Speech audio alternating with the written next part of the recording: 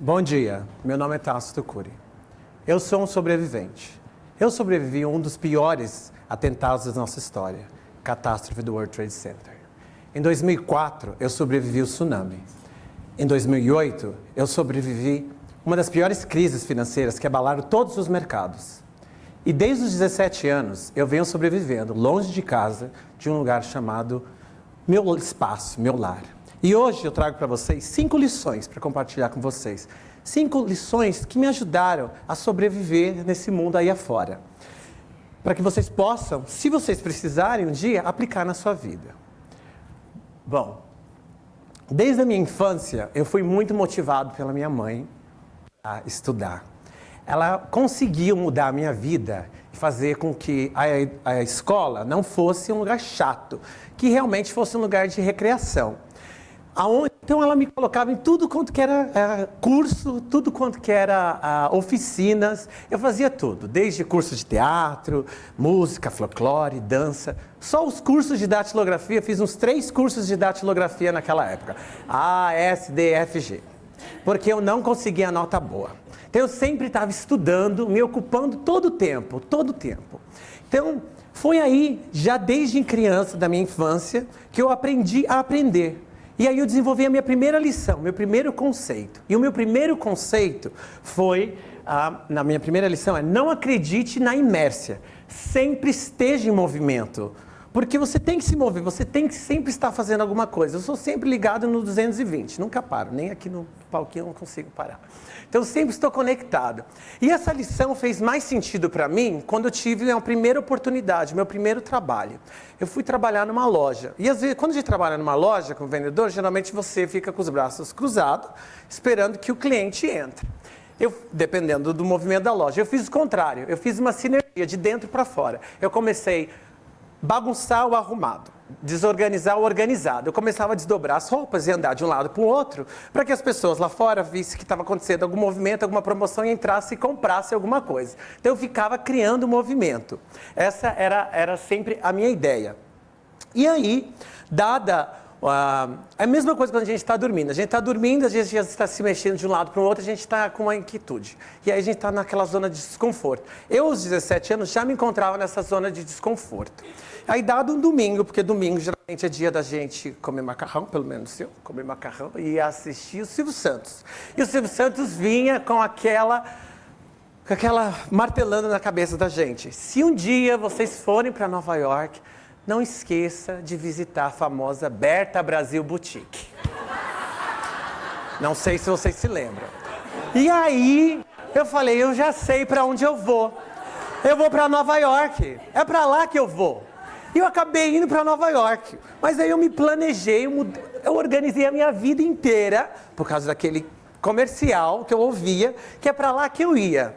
E aí vem a minha primeira dica para vocês. Quando vocês tiverem um objetivo muito grande, muito complexo, mudar de país, algo muito difícil, vocês têm que ter metas claras, definidas, sustentáveis, estrutura e bem parrudas. Muita gente me fala, olha, Tasso, você conhece 122 países, meu sonho é viajar, ir para fora.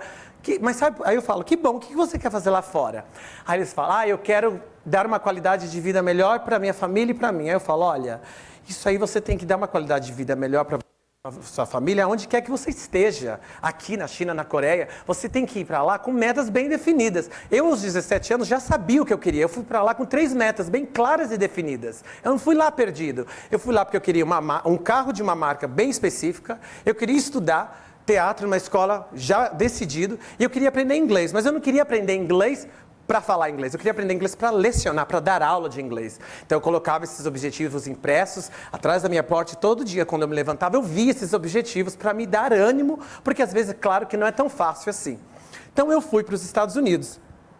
E aí eu comecei a desenvolver, aprendi o idioma, e conforme você vai aprendendo, e é o que eu falo para vocês, eu consegui avançar, evoluir na minha vida profissional, porque eu comecei a dominar as regras do jogo, que vem a minha segunda lição.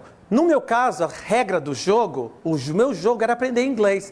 Era meu cartão de visita. Eu precisava falar bem, eu precisava dominar. Então, conforme eu comecei a dominar, conforme eu comecei a aprender inglês, eu comecei a ter mais oportunidades. E aí eu comecei trabalhando, eu saí do serviço braçal e comecei a trabalhar numa primeira escola. Aí eu comecei a trabalhar numa primeira escola, comecei como recepcionista e terminei como diretor de marketing. E numa startup, a gente faz de tudo.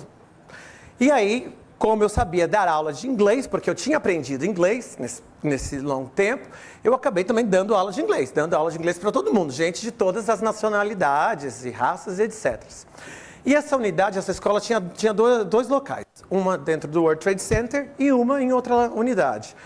E um dado dia eu estava indo trabalhar, e aí, só que esse dia era o dia 11 de setembro. E eu estava no meu dia normal, indo trabalhar. Quando eu cheguei no saguão do World Trade Center, eu vi um agito, uma correria. Para mim, eu pensei que fosse um filme, porque em Nova York a gente não sabe quando está gravando o filme ou quando é uma correria. Eu continuei a minha rota. Quando eu tinha que trocar de elevador, eu já vi pessoas ensanguentadas e uma gritaria. Aí eu falei, eu não vou continuar, eu não vou pegar o elevador. E aí eu peguei as saídas de emergência e comecei a descer as escadas. Quando eu já cheguei de novo no saguão, eu já vi que não era mesmo filme, o que eu tinha pensado. Era uma cena bem real, e aí eu comecei a correr, como todo mundo. Quando eu já tinha saído, eu olhei para cima e eu vi uma chuva de papéis e um buraco tremendo em uma das torres. E ninguém realmente naquele momento, era muito, muito recente, a gente não sabia o que tinha acontecido, não sabia se foi um avião, uma bomba, não sabia Superman, ninguém sabia nada. E aí eu fiquei lá, conversei com a minha família, falei, aconteceu alguma coisa no World Trade Center, só que eu estou bem, mas eu estava bem embaixo das torres, porque todo mundo estava ali embaixo, fotografando e tudo mais. Até então que eu vi o outro avião entrando nas torres. Neste momento foi um estrondo tremendo, foi um estrondo que me chacoalhou totalmente na minha vida. E aí foi que a gente tinha certeza que o World Trade Center os Estados Unidos estavam em um ataque, eu não sabia o que estava acontecendo, nunca tinha vivido isso na minha vida. E as pessoas, eu começava a perceber as pessoas conversando com outras pessoas lá em cima, que estavam se queimando. Eu presenciei as pessoas se jogando. Então foi algo muito forte para mim, para a minha vida. E no dia seguinte, aí caíram as torres, eu corri para me salvar contra aquela fumaça toda. No dia seguinte que eu estava no trem, vendo The Daily Post lá, eu reconheci um aluno, que coincidentemente foi um aluno que eu tinha dado aula um tempo, que foi este aluno que quase tirou a minha vida no World Trade Center. Naquele momento da minha carreira, eu tinha conseguido, com muito esforço, chegar num patamar legal profissionalmente. Então, eu tinha perdido tudo, mas eu olhei para trás e vi que muita gente tinha perdido muito mais do que eu tinha perdido somente no trabalho. Então, eu estava no fundo do poço, por tudo que aconteceu em Nova York, tudo aconteceu comigo, a experiência que eu vivi. E é que eu falo para vocês, às vezes a gente já está no fundo do poço, não tem outro lugar para ir. Você já está no fundo do poço, só tem um lugar, que é para sair, subir. Você já está lá embaixo, o que você vai fazer? A única saída é ir para cima. E é o que eu falo para vocês, às vezes acontecem umas coisas nas nossas vidas tremendas. A gente perde trabalho, família, um monte de coisa. E a gente precisa se reinventar, que vem a minha próxima lição. A gente precisa, o famoso semáforo que eu falo, pare, reflita e haja. Não vá no supetão. E tem um tempo off. Eu sempre, quando acontece uma tragédia na minha vida, ou alguma coisa, eu vou viajar. Eu saio, eu vou passear, eu vou ver coisas, vou tirar foto, eu vou me reinventar e eu chego cheio de energia, renovado. É a mesma coisa que eu falo para vocês. Às vezes com a cabeça quente a gente faz besteira. Foi o que eu fiz. Eu saí, aí eu viajei. Quando eu voltei para os Estados Unidos, eu já tinha um monte de ideias. Só que os Estados Unidos e Nova York não era o lugar que as pessoas queriam estudar naquele momento. Eu não ia conseguir trazer gente para estudar nos Estados Unidos. Então eu comecei a me infiltrar nas comunidades, nas colônias de latinos, imigrantes, e comecei a montar a minha primeira escola de inglês.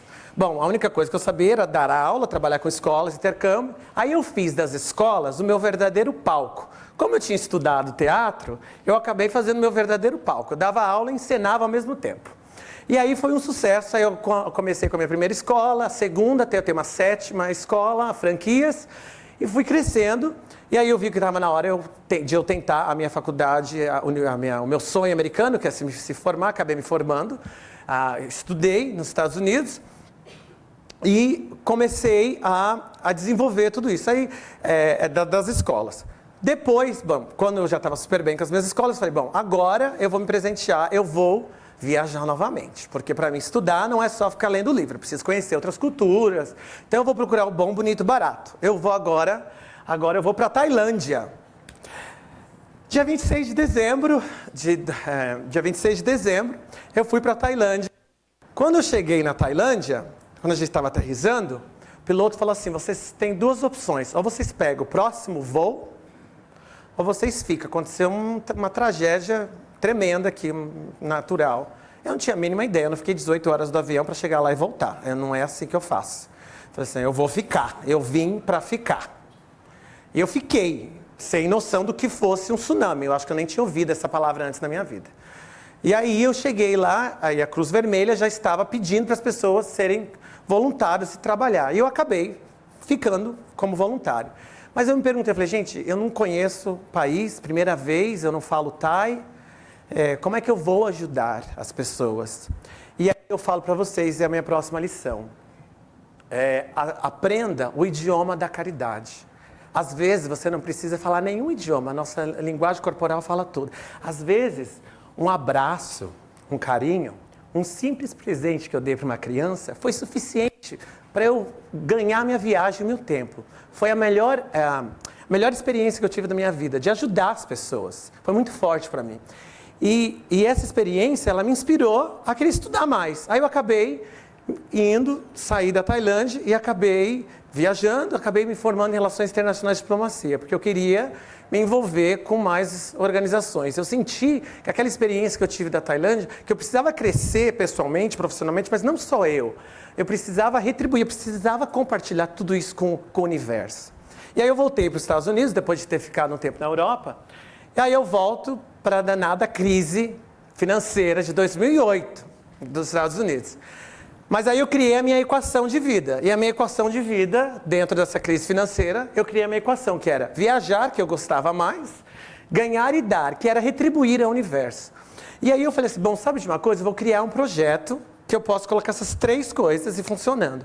Aí eu criei um projeto. O que é esse projeto? Eu vou pegar toda essa minha bagagem, teatro, inglês, e vou montar um projeto. Eu criei um projeto que eu fiz em 54 países, que ele acontece até hoje nas comunidades, tem no Rio de Janeiro, em vários países, que eu treino pessoas que falam inglês com língua nativa, ou pessoas americanas, e eu dou uma certificação reconhecida internacionalmente para eles. Eles recebem esse certificado, se tornam professor de inglês. Mas para se tornar professor de inglês e receber esse certificado, eles têm que dar aula, uma quantidade de inglês gratuitamente para as comunidades necessárias, que têm necessidades. Então, dessa forma, eu viajei para todos esses países, eu montei todas essas unidades, eu ganhei e eu estou retribuindo, estou dando dessa forma. A mesma experiência que eu tive lá na Tailândia. Eu não conseguia falar, então eu estou ensinando as pessoas a se comunicarem e retribuir ao universo. Essa foi a estratégia, esse projeto que eu creio que acontece até hoje.